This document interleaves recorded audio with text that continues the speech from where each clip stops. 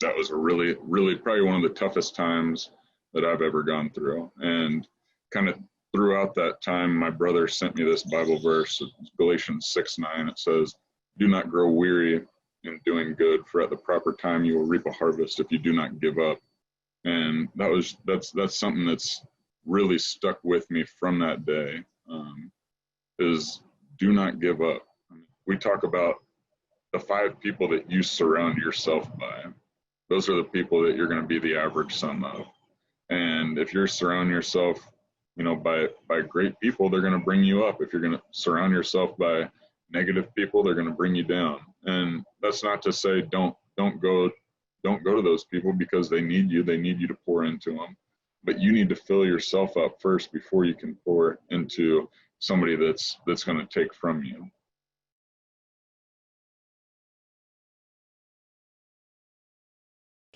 So it's awesome to have you on here, Chase, and wanted to start and just let you have a chance to tell everybody a little bit about what you've done, and then talk about some of the lessons you and I talk about when we're together. No matter what situation you're in life, even I think a lot of us grow up as kids thinking that, boy, when we make it to professional sports, it's going to be awesome, but there's always challenges, and there's always times that you have to persevere, and all that really translates over into business. And you and I have talked a lot about those stories. So why don't you take it from here? Yeah, well, again, I appreciate you having me on and being interested enough in my story that you asked me to do this. So I kind of just start at the beginning, and I grew up around Kansas City in Peculiar, Missouri, out south. And number one thing, just huge blessing off the bat. Two parents that are together that love me, and something that's big in our family's life is Christ, Jesus Christ, going to church, and kind of having that as the center of our lives. I'm the oldest of 4, and we all ended up having the opportunity to play sports at the Division I level on scholarship. Another blessing that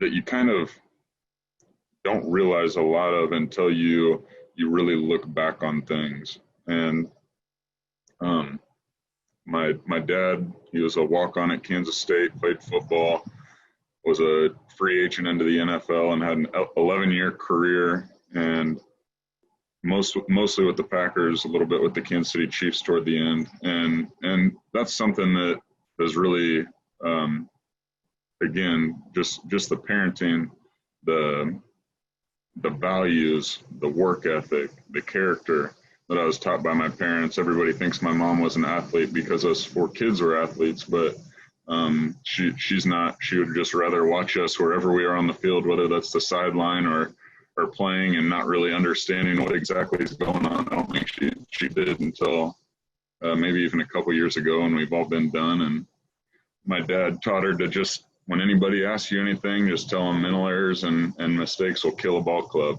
And in business and in sports, that rings true. There's a lot of little things that don't seem like they're that big in the moment, but consistently done over time make a huge difference. And from kind of the beginning, my dad always pushed us to be better and gave us opportunities to get better, but didn't make us do what we didn't want to do. So I use this example of baseball. I played baseball up until junior high school, and he gave me opportunities to, well, so-and-so called, they want you to play for their team this weekend. Like, heck yeah. I love getting out and playing sports, and back then it wasn't near as year-round as it is now. And eventually, it was, he let me make that decision to step away from that and step into only basketball and football. And for me, blessed again with God-given ability to, most of you have probably seen me in person. I'm 6'6", and you can't teach that. There's some things that obviously that God has gifted you or given you talents that you're just going to naturally um, go towards and be better at than people without as much work. And that being said, I was always one of the best on my teams growing up. And something that I continue to hear from my dad is, you know what, like it doesn't matter in practice if you're better than everybody out here on this field. You should be thinking that you're competing with people across the globe. If your goal is the NFL, right? That you've and that's what he would say, that you've told me that you want to be in the NFL one day like me, or get a scholarship to a Division I school. Your goal has to be a lot bigger than what you can see around here, right? Like you have the potential to be up here, but don't just be here because of the people that you are around. So again, I would encourage you guys, whatever situation you're in with work, family, anything like that, realize that there's so much out there that you are capable of doing. I was able to get a Division I scholarship to University of Missouri and a few other schools around the country, and I really that was the biggest biggest decision of my life at that time, and prayed a lot about it.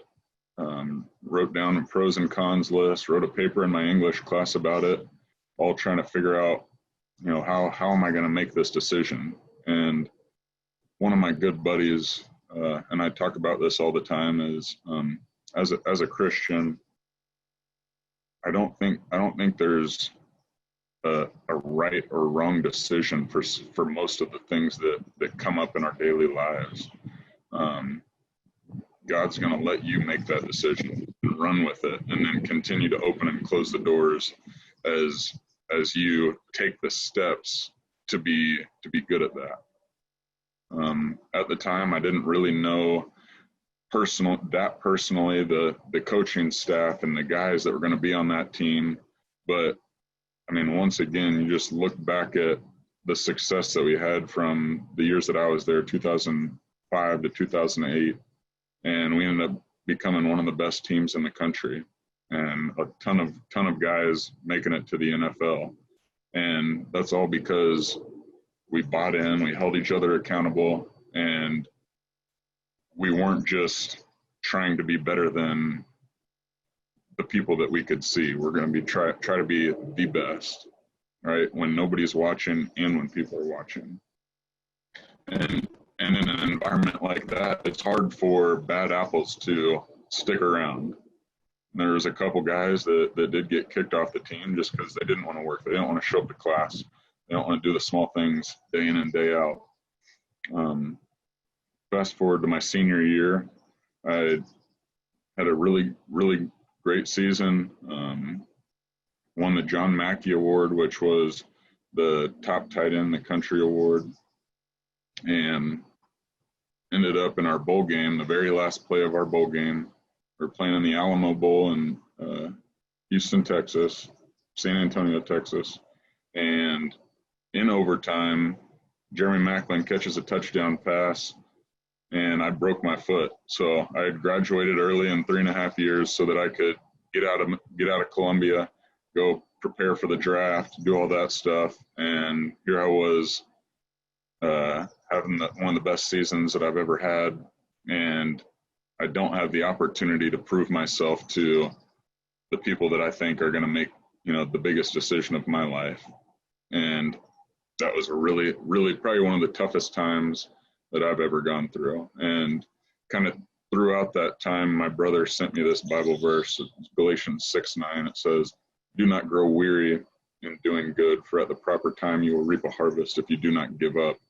And that's something that's really stuck with me from that day, is do not give up. I mean, like I said just a few minutes ago, there's so many things that, if done on a consistent basis, small things that are going to take you along, and you may not see it this today, tomorrow, this week, this month, even this year. But in the future, whenever that time is, I believe God's timing, that you're going to see the reward of that paying off, in work and family and every aspect of your life. And I ended up getting drafted 98th overall to the Cincinnati Bengals, and I had to look up where in Ohio Cincinnati was because I didn't really know that part of the country yet. I thought, man, what a great opportunity. Carson Palmer was their quarterback. They had Chad Ochocinco, a pretty decent team. They had just made the playoffs, I think, a few years prior to that, and they didn't really have a pass-catching tight end threat. I was like, man, I'm going to fit in perfect to this. I knew their tight ends coach. He played here in Kansas City, Jonathan Hayes, and played with my father. So had a relationship with him already. Get out there and just had a rough rookie year. I was on Hard Knocks, so if you guys know what that is on HBO, you can go look it up, the 2009 season, and see me getting cussed out just about every practice I was on there. And I just thought to myself, man, like, I'm not going to quit, but this might be it for me. At least I have my signing bonus. I'm not going to go away empty-handed, if nothing else. But each day I came out and tried to get better, tried to prove to the coaches that I could have an opportunity to play, and ended up not suiting up one game my rookie year in the NFL. Went into year two. They drafted a guy in the first round, Jermaine Gresham, who was another tight end and from Oklahoma. And for me, I was like, that kind of hurt. But at the same time, I had another good friend from Missouri, Martin Rucker, that was a tight end. We ran a great 2 tight end system. So I was like, you know what? Here we go. This is going to be just like Mizzou. They're going to come in. They're trying to change the offense a little bit, and they're going to give us both a ton of opportunity. That said, going through camp, get cut, get on the practice squad, ended up doing well enough, an opportunity provided itself that I was able to get pulled up to the 53-man roster halfway through the season and play a few games towards the end of the season. I got to play a lot the very last game. We didn't have a very good season, but the very last game of the season, the owner came down into the locker room after the game. We ended up losing by 1 score and said, hey, Chase, you had a good game out there. You got a lot of good things to look forward to, and we're glad to have you part of this program, and you're going to do great things for us in the future. And that year, that off season, we ended up having the lockout in 2011, and going to the next season, I'd been working my tail off all off season, being ready for whenever this lockout ends, so that I could, again, prove myself. Right, I had done this, and as a 24, 25-year-old, of course, you think you can conquer the world, and anything that anybody says to you is not right. So I'm going to prove them wrong. So working my tail off again and get cut again. I was on practice squad that whole 3rd season of my career, and ended up having an opportunity to sign back after the season with Cincinnati, but I chose to go to Tampa Bay, where a friend of mine was, and I got an opportunity to sign with them at the beginning of the off season. Right at the end of the off season workout program, they signed Dallas Clark, who, if any of you guys know him, he could possibly be a Hall of Fame tight end. And they signed him. He was with Indianapolis. They didn't want to sign him back, and he signed down there. So 2 weeks later, they cut me. And that was kind of the first time in my career that I thought, man, my football career might be done. But I came home, kept working out and staying in shape, doing the things that I had always done. And my perspective the whole time was, you know what, I'll give it a year or a season that I'll continue to work out and stay in shape and wait for whatever opportunity that comes before I really focus on what is next. And a lot of the times I see athletes getting kind of hounded for not doing as much while they have the platform. And I think there is a lot to say for that, and there is a lot that can be done, but not necessarily a lot of time you have to do to take it. Because in whatever you're doing, right, whatever you're passionate about, whatever your job is, that takes up a lot of time and energy. And if you have a family, you're dealing with both of those things. And I would just say that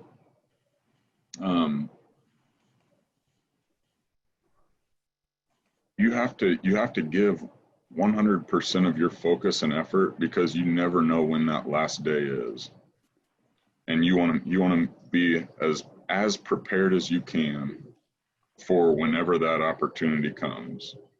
It's such a high stakes game, and so much turnover on every roster every year, even throughout the year, on some teams, that you have to be prepared for any opportunity and every opportunity that they give you or set in front of you. I ended up getting signed by the Atlanta Falcons right after that. A couple weeks later, or actually 1 week later, 1 week after I got cut in camp, got signed by the Atlanta Falcons. I was there for weeks 2 and 3 of the preseason, and I had a pretty good 2 weeks of camp, 2 weeks of preseason games, and then they called me in right after that week 3 preseason game. So before, just recently, they had a rule where you had to cut your roster down in camp from 90 to 75 players, and usually those 15 guys are pretty known. Like, there's a couple guys that might be on the border of you might be in the 75, you might be in the 90, and I mean, it's such a tight window and tight gauge of ability and opportunity that it could be somebody, it could be, could be me any day. I got called in that day, and there's guys in there saying like, oh man, I feel better about myself, Chase is in here. I'm like, well, it doesn't make me feel better. And that was another, I mean, it just, every time I got cut, it was just like a dagger, because that's what that's what I loved. That was my dream. And ended up a week later, first right after into the camp cuts, they called me back, wanted me on practice squad. And this was a pretty neat opportunity in Atlanta. They had Tony Gonzalez, which I had grown up watching here in Kansas City, was a Hall of Famer. And I'm like, man, I get to learn from this guy. Awesome. But that also meant that I didn't get to play because he was on the field. And he was a Hall of Famer, is a Hall of Famer now. And I ended up doing really well in practice, learning a lot. It was an offense that fit me. I had coaches that liked me and wanted me to succeed, I felt like, for the first time in my career. And one of the guys in front of me, week 11, I think it was, 10 or 11, ends up getting hurt, going down. And I'm like, here's my opportunity. The coach has been telling me all this time, waiting up till now, hey, just keep doing what you're doing. Keep working hard. Keep being prepared, because it's going to come, right? It's not if, but when. And so that was my mindset. This guy gets hurt. I'm like, all right. I was sitting at home because I was on the practice squad at that time, and we were playing in New Orleans. So I was watching the game with my wife, and come back home. They came back that night, and I got a call the next day from 2 of my buddies that I had played with previously at Tampa Bay and at Cincinnati. And they said, hey, we're bringing, heard you're down there in Atlanta. We're coming in for workouts tonight. We're going to work out tomorrow. I'm like, what the heck? Like, they've been telling me, and now they're going to bring you guys in. That does not make sense. I was really mad. I was upset. I was hurt. But going back to my faith and speaking with my wife and having the support of her being there with me, we just kind of drew a line in the sand right there and said, you know what, we're not gonna have that attitude. And we prayed that night and said, God, if football is what you want for me, right, then you're going to open and close the doors where you want me to be. And that moment on, I got cut a half dozen more times, but each of those times it was a lot easier because I knew that I did everything that I could control, and everything that was out of my control, I knew that God had a plan for me going forward, and that I was just going to have the mindset and attitude of don't play the victim, don't play the it's unfair, just keep taking steps forward, right? And if you don't get rewarded in this life, you're going to be rewarded in heaven for it. And so ended up they called me in the next day, signed me to that contract, and I got few opportunities to play out the rest of that season. We had a great year that year, and ended up losing to the San Francisco 49ers in the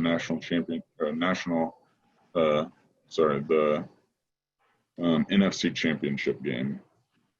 And I had one more year on my contract, and Tony Gonzalez was talking about retiring, and he ended up coming back, but I got a lot of opportunity to play in the off season because he took the off season and stayed in California with his family. Because that was kind of one of the things that he was pandering on. What is one more year going to make on a 16, 17 year career that's already a Hall of Fame career? What is one more year? I'm going to give it one more try. We have an opportunity to win a Super Bowl. So he gets back at the beginning of the season, midway through camp, and again my reps go from here during the off season all the way down to nothing, maybe a couple plays a game, and didn't really do much that season. But the very last game of that season, we had a 4-12 year, not very good, and Tony Gonzalez got up in front of the team and he said something that will always stick with me. But if you want to get to this point where I am, there's obviously, like I said, God-given ability that you're going to have some luck, some opportunity that you can't create, that you can't control, but you're going to have to sacrifice a lot of things that a lot of people are not willing to sacrifice. And in a sense, make this your God, your number one. And there's a few things that ran through my head that I wasn't willing to sacrifice for anything. And that made a lot of sense, and that still sticks with me. That, I mean, no matter how successful you want to be at whatever that is, or whatever you want, right? You have to put that first to be one of the greatest at that, or have the favor of the Lord. And that's what I took. Probably the biggest thing from that second season in Atlanta is that speech from Tony. And next year ended up getting signed by the Tennessee Titans, got cut at the end of camp, got brought back week 3, somebody had gotten hurt, and ended up staying the rest of the season in Tennessee. Had another really great coach there, great organization to me, not a great team. Ended up getting the 2nd pick overall in the draft that year and drafted Mariota the next season. They signed me back the beginning of camp that next season, and we had 5 tight ends already on the roster. They usually only keep 3. Some teams keep 2, some teams keep 4. And my tight ends coach just said, "Hey, you know what? I know you're a hard worker. I know you're gonna give it all you got, and here's an opportunity." And I said, what else? You're right. What else do I have? I'm gonna go work my butt off. There's 31 other teams watching, and maybe one of them will sign me because it seems like you have your 3. Ended up having one of the best camps that I'd ever had, and they kept 5 tight ends that year. And so my wife was with our 2nd child at that time, and week 1 she moved down to Nashville. We rented a house, met a new doctor, and 6 weeks later had our son Elijah, who's 4.5 now. And had the C-section scheduled for a Friday, and she goes into labor on Wednesday night. So I spend all night in the hospital, called the coach up, my coach in the morning, and said, hey, we had our baby last night, or early this morning actually, and I'm not going to make it in today. Our family was supposed to come help out this afternoon because we were going to have it tomorrow, but he came early. And being at the end of the roster and the fifth tight end on the roster, that was kind of hard to do, even though, I mean, most jobs will give you at least 2 weeks when you have a baby. And I felt like I couldn't miss one day, or I'd be cut, because it is a job where they need all hands on deck, and somebody could get hurt in practice that day, and they're going to need you to step in and be ready for Sunday.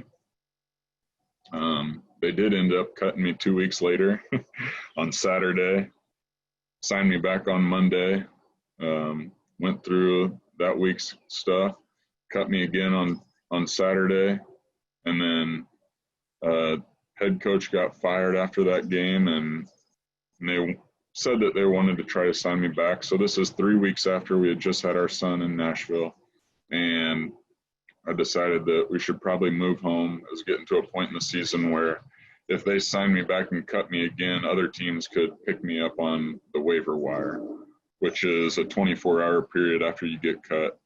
Any team can put a claim in for you and claim your contract from that team, and it would basically be like a trade where you would have to immediately report to that city. And I didn't want to leave my family with a new baby in Nashville with the possibility of that happening. So I moved home, moved my family home to Kansas City, and 3 weeks later got an opportunity to sign with the Seattle Seahawks, which, again, the Tennessee Titans were not a great team that season.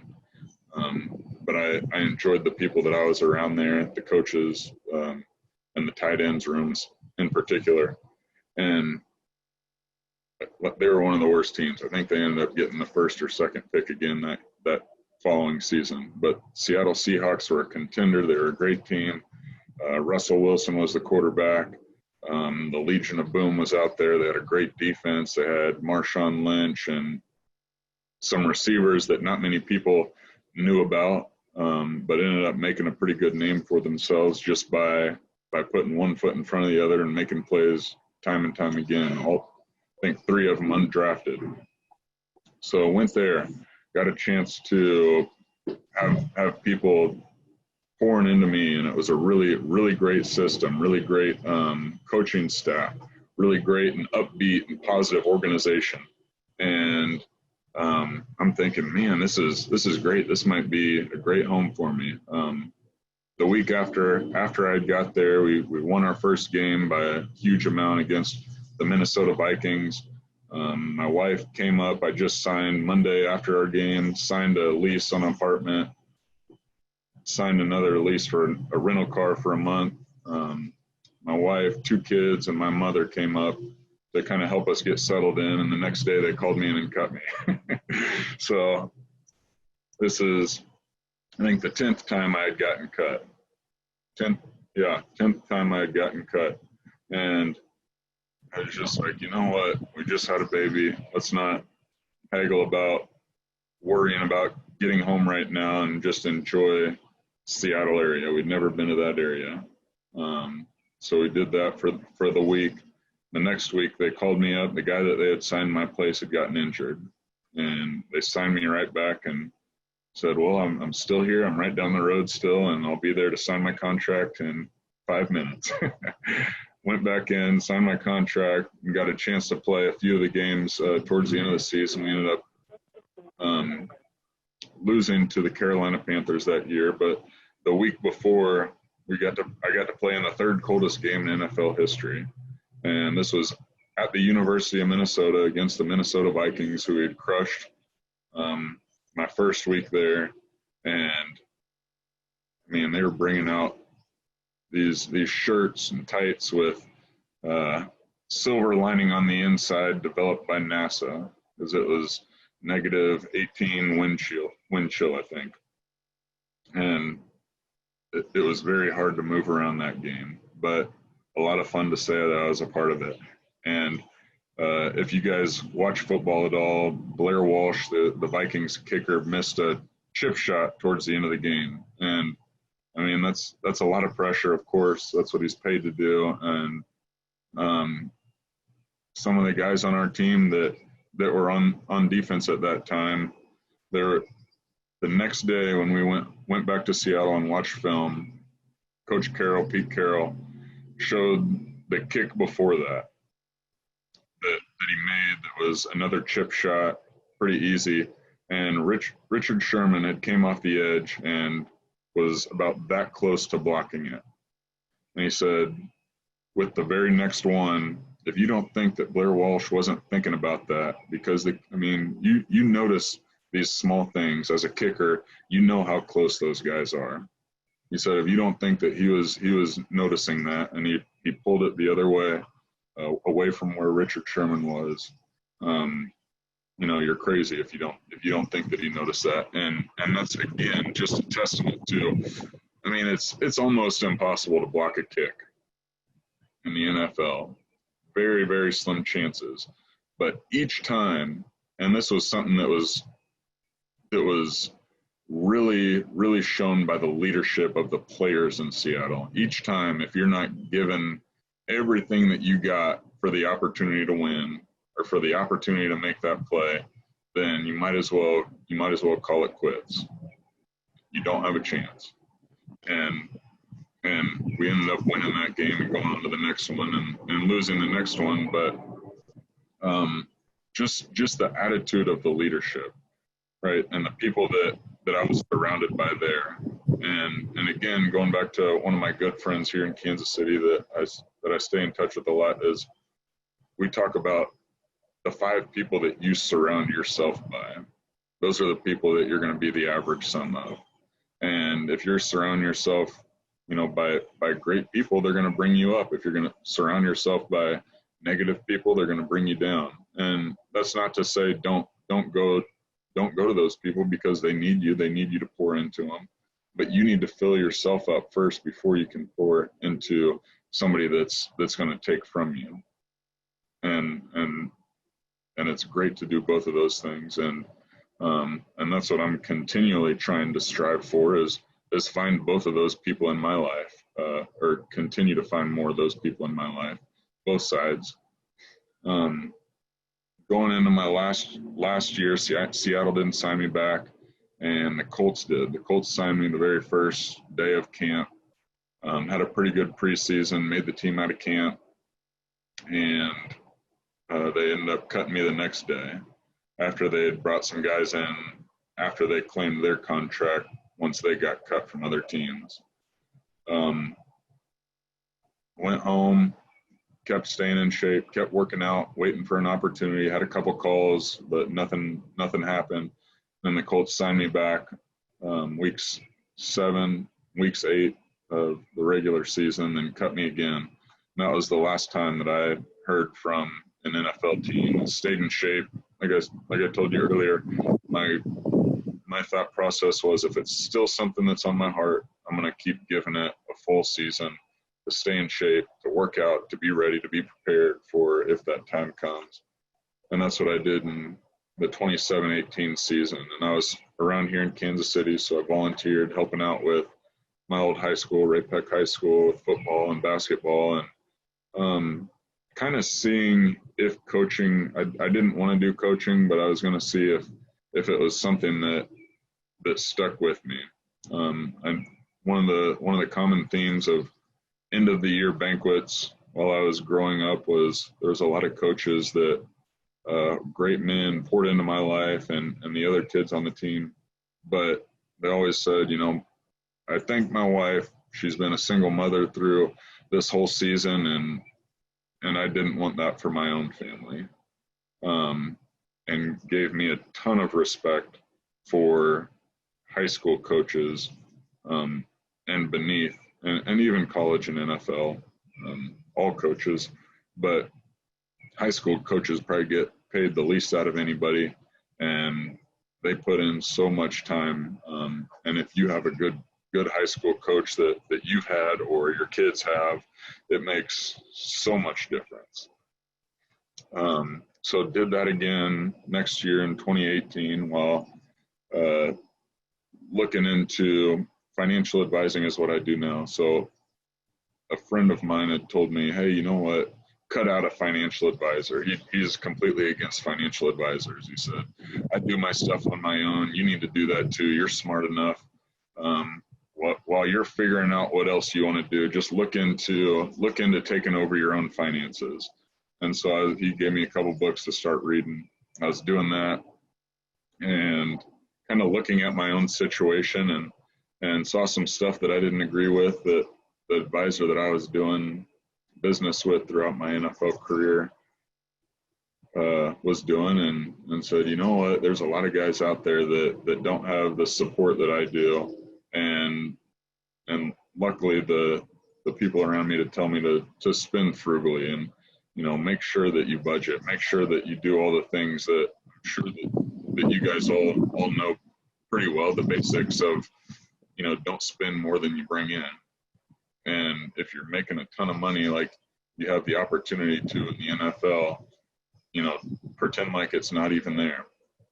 There's a lot of guys out there that you see get caught up in the lifestyle of having access to things that they shouldn't be doing. And being a young 20-something-year-old, it's very easy to give into that stuff if you don't have the people around you to pull you out of it and say, to keep you accountable. And so started into financial advising this last year in 2019, and I joked with Randy about this. Adam might be send me into somebody for saying this, but in my first year, you know, last year's market was great. So, and then my second year, I get a little cocky and this stuff happens.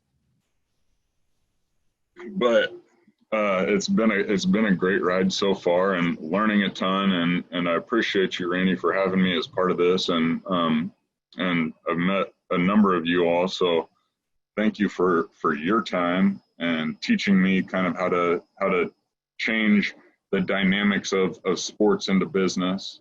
In the middle of last year, my wife Stacy and I had our third child, another son who just turned 1. So the thing that I continue to come back to is that Bible verse, Galatians 6:9, do not grow weary in doing good, for at the proper time you will reap a harvest if you do not give up.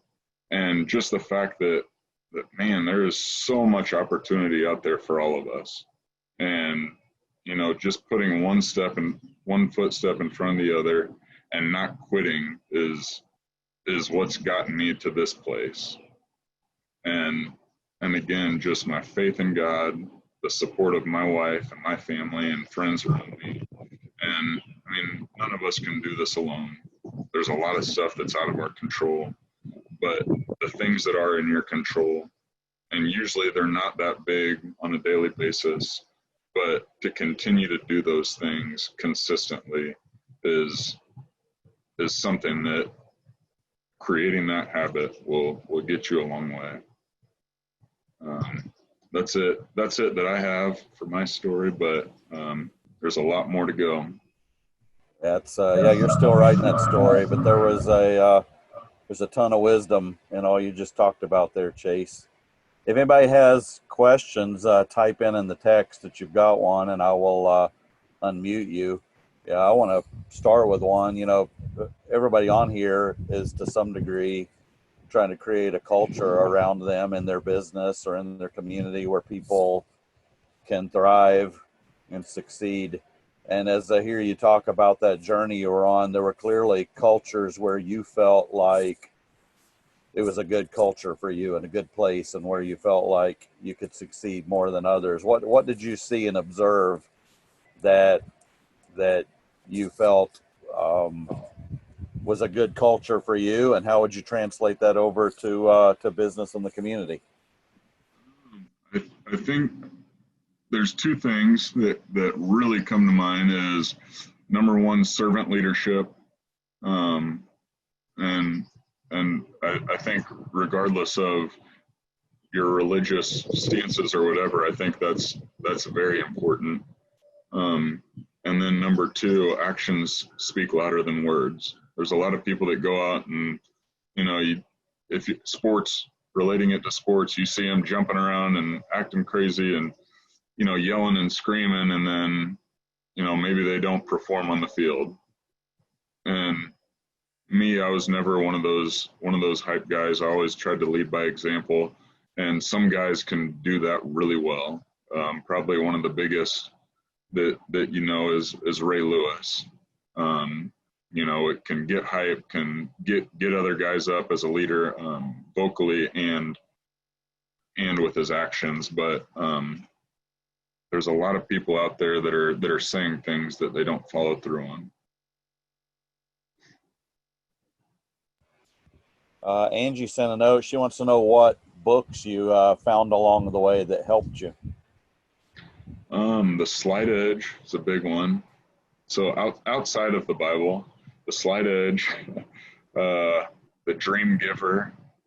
I'm still reading one right now, called The Way of the Warrior by Erwin McManus. That's really good and really speaks to kind of your mentality and what you let offend you, what you let bother you, what you let stop you. And kind of going back to the story that I told you about when I was in Atlanta on the practice squad, and heard from two of my previous teammates that they were coming in. You know, I started getting hot and bothered and worried about, stuff that I can't control. And this book, The Way of the Warrior, really talks about, you know, having the mentality of, you know, you put things, you don't take responsibility for things and blame it on others. You give your power to change away. And whether that's the plan that you had going into it, or you have to pivot like all of us have this year, you got to keep moving forward with an attitude that says I can and I will find a way. There we go. Hey, Chase, thanks for all you shared with us today. My question was there previous coaches or teammates that gave you something or instilled something in you, helped you overcome being cut and the negativity that came along with that?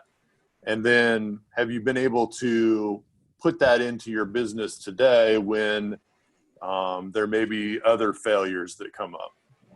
Yeah. So when I first got to Cincinnati, there was a tight end that was 10-year veteran. His name was Reggie Kelly. And I mean, he could see kind of what I explained to you is getting cussed out every day in Hard Knocks. And he could see that and understood that it was tough and that I was trying to work hard to do the right things. And he just said, hey, you know what? Like there's going to be a lot of ups and a lot of downs. Just try to enjoy the little things. Find something small that you can call a little win. Or just like, you know what? You're able to be here today. You're alive, looking back on everything that's gotten you to this point, how blessed that you are. And that's something that I've always tried to do, and bringing that into financial advising. I'm sure that you've all been probably approached by a financial advisor and maybe understand how hard it is for me, this was my experience. You don't really want to share what you don't know, or think that, man, maybe they're going to judge me to say that I'm not taking the best care of my money, or try to sell me into something even though I am doing well. And so I've done a lot of cold calling, a lot of stuff like that, and had a lot of responses that are, you know, up and down and everywhere in between. And just realizing, you know what, continuing to put one foot in front of the other and enjoy the little parts of my day throughout that. Hi, Chase. Thanks for your comments today. I learned a lot. One thing I was wondering about is thinking about a player that you most enjoyed working with, what was it about them that you most appreciated? There was a ton, but the one of the biggest ones is Russell Wilson. I wasn't there long in Seattle, but immediately being the leader that he was, came to me as a new guy on the team, understanding that I'm here for a reason and that I can help our team win if given the right coaching and brought along the right way to understanding the offense. And I know the reason that they are continually successful is because of that attitude from him in being that servant leader that I explained earlier. And also the fact that in whatever game that we were in, he always had the attitude that we still have a chance. We're still going to go out there and we're going to win this game. We're going to play every play like we're going to do it. So the last game that I played there in Seattle was at Carolina, and this was the year that Cam Newton won the MVP and they went to the Super Bowl. But we got down. We had, I think, Carolina got the ball first. They scored. We had 2 turnovers inside of our own red zone immediately after that. So within the first 5 minutes of the game, we were probably down by 21 points and fighting our way back the entire game and lost by 7. But that entire game, even right after those turnovers, coming back to the sideline saying, hey, look, we're getting the ball right back. We're going to go out there and we're going to win this game. All right, we're going to go take it one play at a time.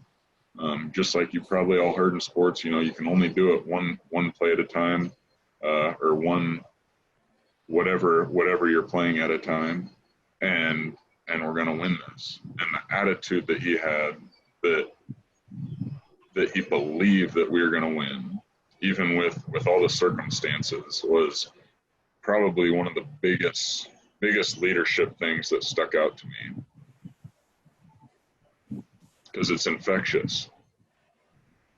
Well, I don't have a question. I just really loved what you said, and I was taking notes on this about surrounding yourself with greatness and you become greater versus surrounding yourself with negativity or people that bring you down, and how that affects you personally. So sometimes, my takeaway from that was it may seem difficult when you aspire to compete at a different level, but when you do, you're making yourself greater. So I really appreciated that comment from you today, and also hearing about your faith. And it was just a really good talk. So thank you.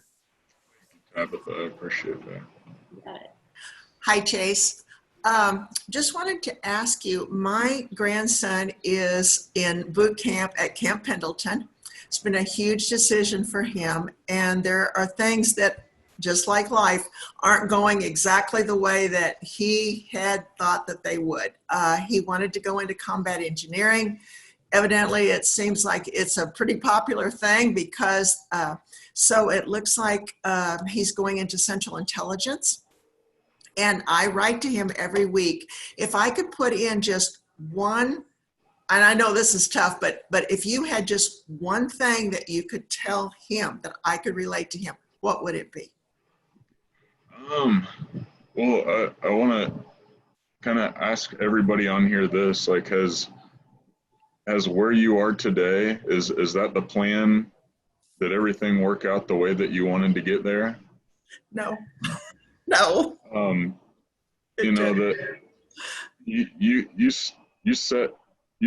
you make your plans, but God makes the way. So I like that. Yeah, I like that. So don't get discouraged if one door closes. Try to be the best at the opportunity that you do have.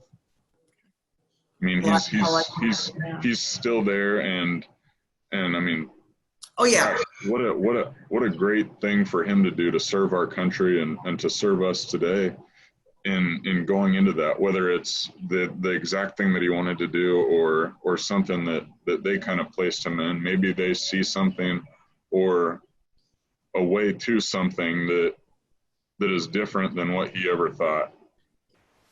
Chase, thank you so much. I think everybody's already said it, but I'll say it again. This was so needed today, and you are such a grounded, intellectually mature person. And it's funny, I was recruited under Howard Snellenberger at the University of Miami. Before my senior year, I was at summer camp, and my roommate was Warren Sapp. And you talk about God's gifts. It resonates, but then you later on talked about spending less than when you make. And another lesson I've learned from Warren. My question is more about what does the NFL to do? Do they provide a mentorship development program that creates balance? Obviously, you got it from somewhere, and I could argue that's probably from your faith. But is there something out there that can help players that are so talented in God's gifts, so that they can make that balance and achieve that greatness both personally and professionally? Because clearly not every player does that. And I'm wondering if there's anything that can be done to make them a better, is there anything that they provide in that? Yeah, so number one, the NFL's business is football. And so that's their moneymaker, that's their thing, and anything around that can bring them more money, I believe. That being said, the NFLPA, the Players Union, has worked with the NFL to start creating programs, and probably in the last 3 to 5 years has started really ramping up opportunities for guys to go on an internship for a week or 3 days in the off season, and go to some of the biggest companies in the country and just kind of learn from there. I saw one guy before everything started happening this year. He was doing a little internship at NASA and hospitals, Google, Apple, Nike, Adidas. There's a lot of opportunities that are coming up for guys, and also continuing education or opportunities to finish your degree in the off season. Also, that being said, going back to what I mentioned about how when you're in, it takes a lot of time and a lot of energy to be fully bought into trying to make a roster spot, and the majority of players are on the bubble.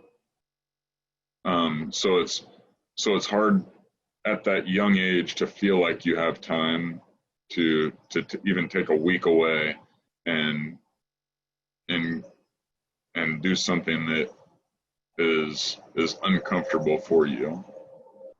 I relate this back to financial advising is, you're not going to go with a financial advisor that you don't trust, because you don't know what they're going to do. And put yourself in some of these guys' shoes, where you see they were raised by a grandparent or an aunt or uncle, or maybe even adopted at whatever age, and up until college, the NFL were kind of given a lot of passes, even if they weren't doing the right thing.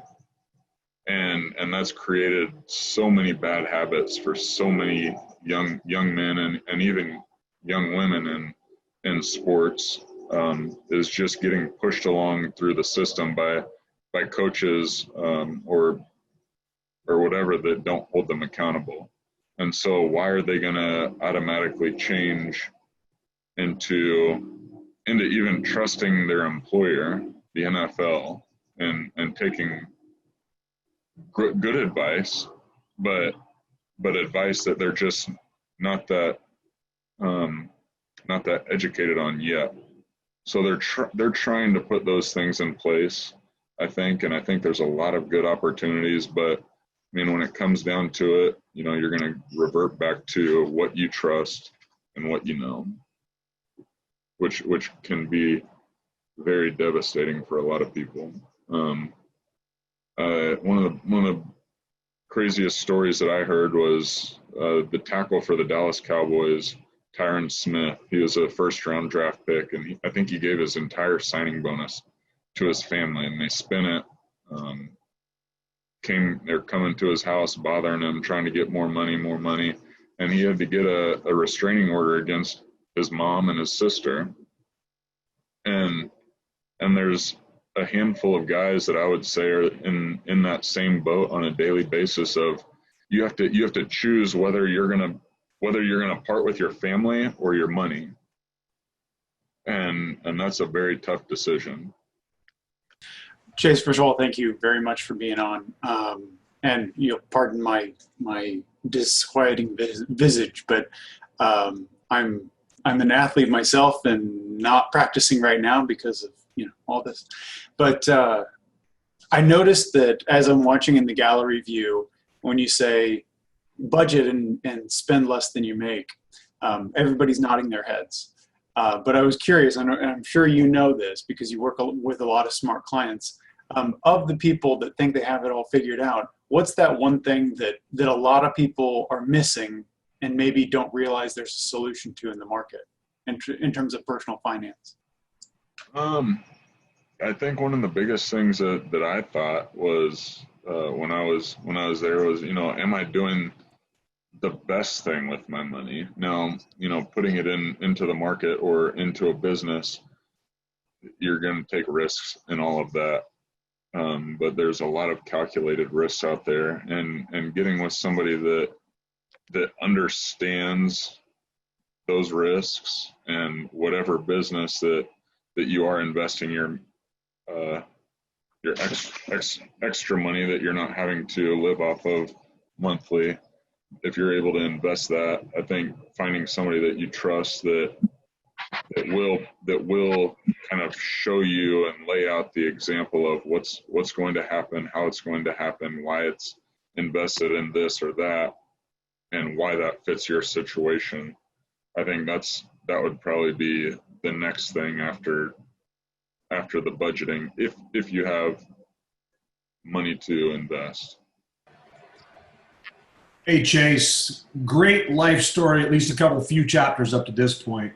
I mean, talk about the epitome of perseverance, over and over and over. I can't even tell you, I was going through my mind. It was like at some point, wow, this guy is going to tell us that, he just sort of finally early on, but way to keep through.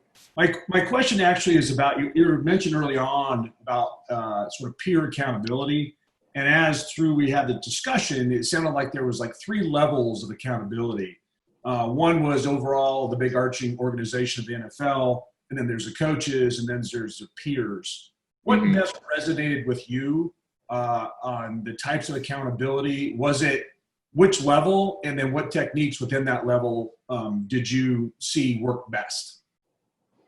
I think number one, being a first child, I was kind of always a rule follower. so knowing that my goal was to play and to have as much opportunity as I could in the NFL, I was of course going to stay within the boundary of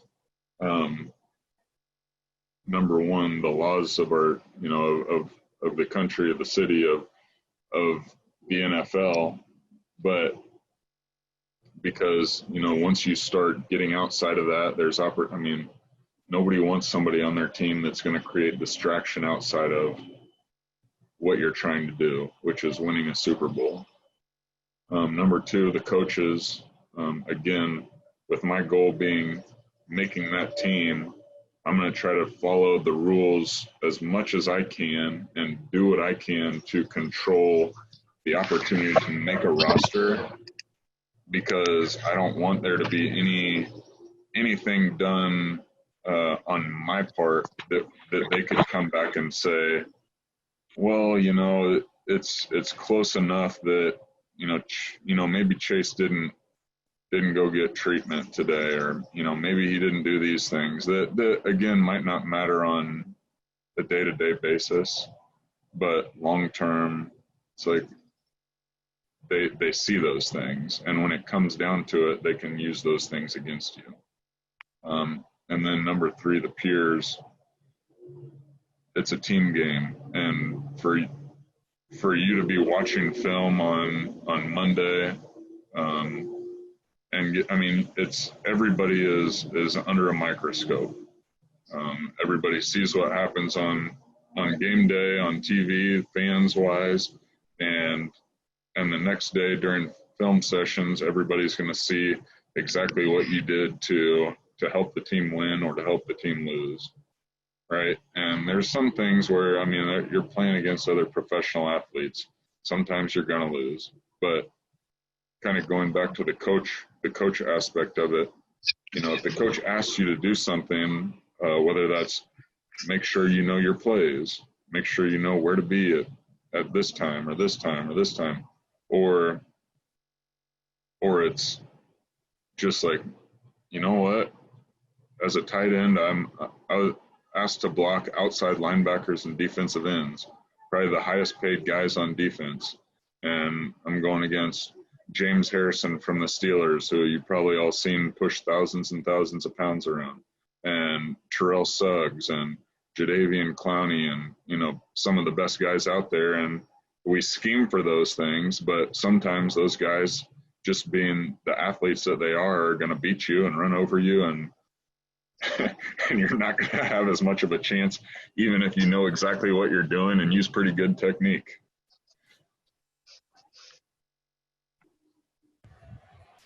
You know, Chase, one of the things we don't do well in business is stop and look at the game film, and especially not just things that we could do better, but all those 1,000 little things that go on in any company or organization that are positive and have an impact that are unnoticed. And I thought that was an awesome story. I don't think you've told me before about that kick and the impact of something on the kick prior that no announcer probably talked about and no one in the stands knew, but it came and taken that time to go back and review and reflect and look for a positive that had a big impact. Were there people or cultures or things you've learned that create that opportunity for reflection and to stop and think about the positive things that each of us do that may be unnoticed? Well, now, I mean, time management and realizing my priorities and how my time fits towards those.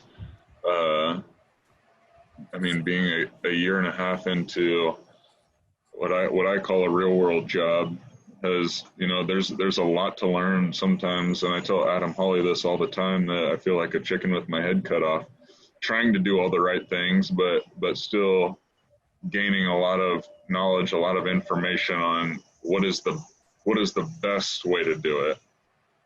Which just like the NFL, and you get older and your body is not in prime shape, you know, you understand the game so much more that you don't have to use as much of that, you know, fast twitch or whatever it is that you have more of when you are in your prime years as an athlete, but mentally you're so much better at. And Adam's been one of those guys for me, and a few of the others on this call actually, and I continue to, you know, go back to my wife for these things, and my God, family, and then work is my priorities, and making sure that I'm taking the time to be filled up in those two areas, God and family, before I go to work and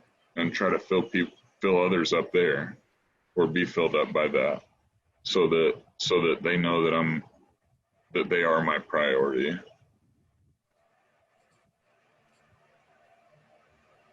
I have unmuted everyone. Any final comments or questions?